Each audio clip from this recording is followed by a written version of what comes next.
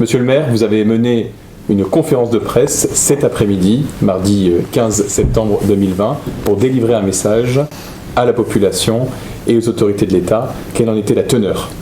Écoutez, c'est simple, avec le maire de Simiane, le maire de Cabriès, le maire de Cadolive, qui est maintenant président du conseil de territoire, et un adjoint de Saint-Savourlin, nous avons dit que cette décharge de Manche-Gary à Bouc-Bel-Air, ça suffit.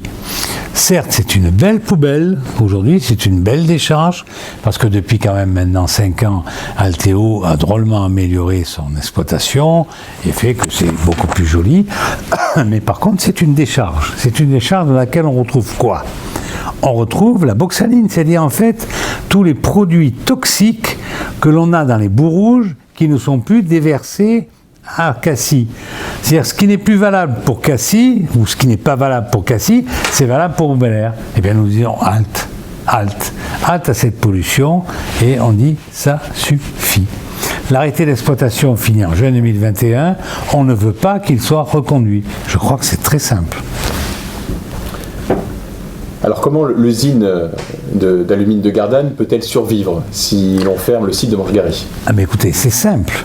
Il y a 2 étapes. La première étape, c'est on transforme la bauxite en hydrate d'alumine et bauxaline. L'hydrate d'alumine, après, ils sont traités et sont spécialisés, et c'est ça qui fait le plus de l'usine de Gardanne, amené par l'usine de Gardanne. Et à côté, la bauxaline est mise à Manche-Gary. Eh bien, si, tout simplement, on importe à Gardanne des hydrates d'alumine et qu'on les transforme, on n'a plus le rejet de bauxaline que l'on trouve à Manche-Gary.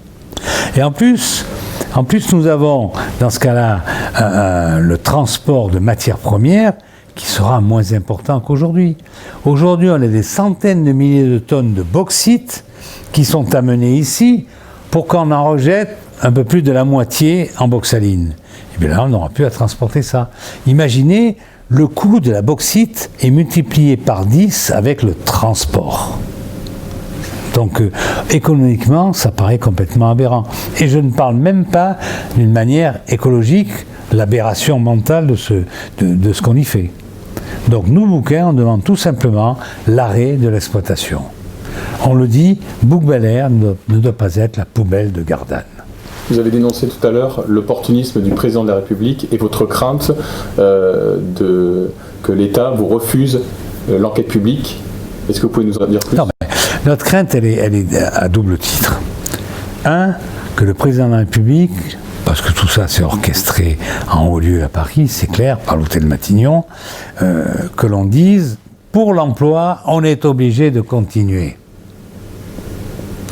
Alors que nous disons, on peut continuer que la moitié du procédé avec la transformation d'hydrate d'alumine et les emplois supprimés dans le cadre de la première partie, transformation de bauxite en bauxaline et hydrate d'alumine, et bien dans ce cas-là, on va transformer ce site et on va y créer de l'emploi.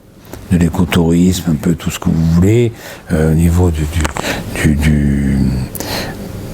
un peu de sport, enfin tout ça. Ça, on a un projet que nous avons présenté à nos concitoyens. Et la deuxième chose, c'est que pour s'affranchir, eh bien, on dit, ce qui est un déni de démocratie, eh bien, on ne consulte pas ni les élus, ni la population. Ça, on ne peut pas l'accepter. On veut une enquête publique. Merci, monsieur le maire.